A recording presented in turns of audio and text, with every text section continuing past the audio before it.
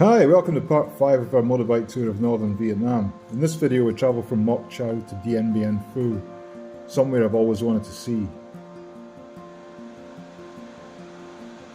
Here's the total route, and we're going to ride northwest for about 280 kilometers, ascending 3,300 meters over the Annamite mountains in the process.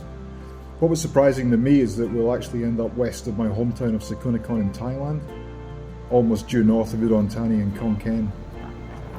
Here we are leaving Moc Chau, and that's just me counting the day of the video on my fingers. So in this video we're going to get to Dien Bien Phu after about 5 minutes, and then we're going to spend the next day sightseeing. So why did I want to see Dien Bien Phu? Well, I first came to Ho Chi Minh City in 2011, and they have these girls who walk around with a pile of shrink-wrap books on one hip. I bought one out of pity on the history of Vietnam. Some pages were blurred, some were upside down, some were blank, one was printed backwards and upside down, and I had to hold the book upside down and read that page in a mirror. However, I was fascinated to read about how often the Vietnamese had resisted, engaged and seen off many occupying superpowers, often using the land to their advantage. And this includes the Chinese several times, as late as 1979, and the Mongol Empire, the French, and of course the US and its allies. During World War II, they even mounted active resistance against the Imperial Japanese Army, which was brave. So what about Dien Bien Phu then? Well, the French occupied Vietnam around 1858 as part of the European colonial landgrab, a thoroughly racist endeavour on part of these seagoing Europeans intended to procure cheap labour and resources for their industrial revolutions. The people were simply seen as inferior beings, and while the invasions might have begun with trade, they pretty quickly became based on force. They established what they call Indochine or Indochina in 1887. On this trip we've seen some prisons and other artefacts of colonial rule here. It's not hard to see why they were not massively popular. In WW2 France was quickly overrun by Nazi Germany, and so they were not active in Vietnam, although the puppet Vichy French government was still around. The Japanese quickly took their place. The Viet Minh was formed in 1941 under the leadership of Ho Chi Minh and his General Vo Nguyen Giap, and they wanted independence for Vietnam from Japan and from France. Founded in China, they were both nationalist and communist. So with the support of the OSS, which is now the CIA, they became a resistance force.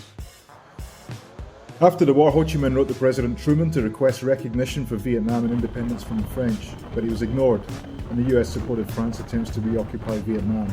So, Viet Minh became the resistance against the French, and anyone seen as helping the French, from 1946 to 1954, and this was the First Indochina War. So at this point, many Vietnamese refugees migrated by land to Thailand because it wasn't Indochina. And my wife's mother was actually one of them, walking across Laos with her family in 1950, settling in Sakunakorn. Obviously, failure to decisively beat the Viet Minh was really annoying the French. So looking for a decisive victory as a bargaining position, they sent General Henri Navarre. He established a strategic position in a valley at Dien Bien Phu, surrounded by high mountains, to lure the Viet Minh into a set-piece battle and destroy them with superior firepower. Does that sound familiar? They miscalculated. The Vietnamese manually hauled heavy artillery up the nearby mountains using ropes and wheel blocks. An incredible feat. They pummeled the French position in a total slaughter. They dug tunnels and planted explosives. They destroyed the airstrip, meaning fixed-wing aircraft could not land. The French surrendered on May 7th, 1954, and that was the end of the Indochina colonial experiment.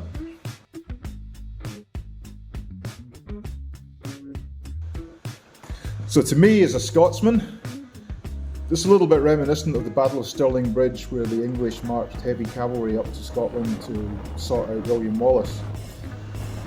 But Wallace's army undermined the bridge, and all of the English knights and their horses fell into the water and got slaughtered because they were too heavy to get back out.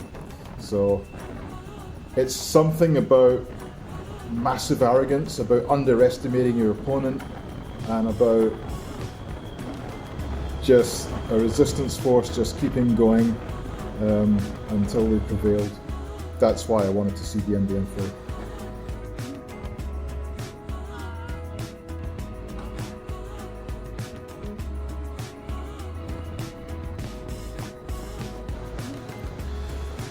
So that's the context, the background, if you like, and now we arrive at Dien Bien Phu. This mural depicts the battle here. It's beautiful 360-degree mural in one of the museums, and amazingly detailed. The work of hundreds of people. This is Awesome. Vo Nguyen Giap, the Viet Minh general's bunker and tunnel system. And we had a particularly wet day to explore Dien Bien Phu, but that's okay because we were walking and getting the bus. So today we were tourists. This is the French command bunker where General Henri Navarre was stationed. So to me this was an amazing place. You see the sandbags on the walls there, they're concrete, so what they've done is they filled sandbags with cement and then just stacked them and let them set. So these are solid concrete, and then you see that steel framing that they've used for the roof and walls as well. So this was a pretty tough little fortress. There are the positions of the battle. And here we see a depiction of the surrender of Henri Navarre on May the 7th, 1954. Here are some of the field guns that were used on the French side, complete with shrapnel holes. Here are some of the trenches that were originally there.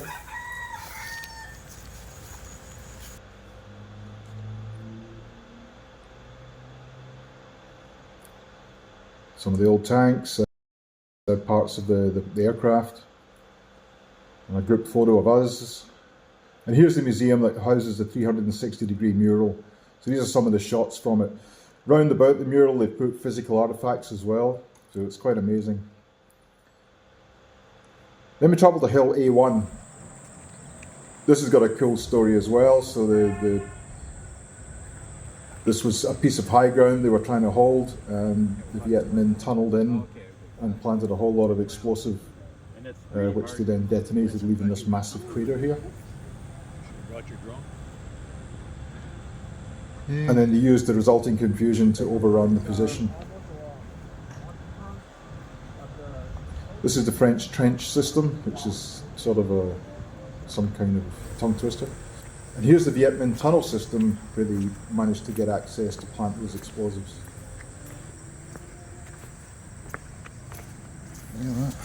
Here are some of the tunnels. So you can poke around these things, walk through them if you like. Very good. It's a tunnel. It sure is.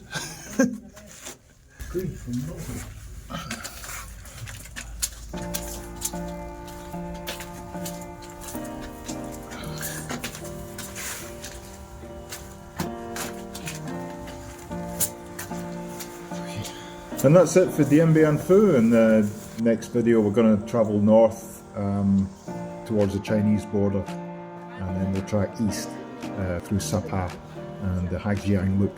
So stay tuned, there's some very cool scenery coming up. Thank you for watching this one, see you later, bye.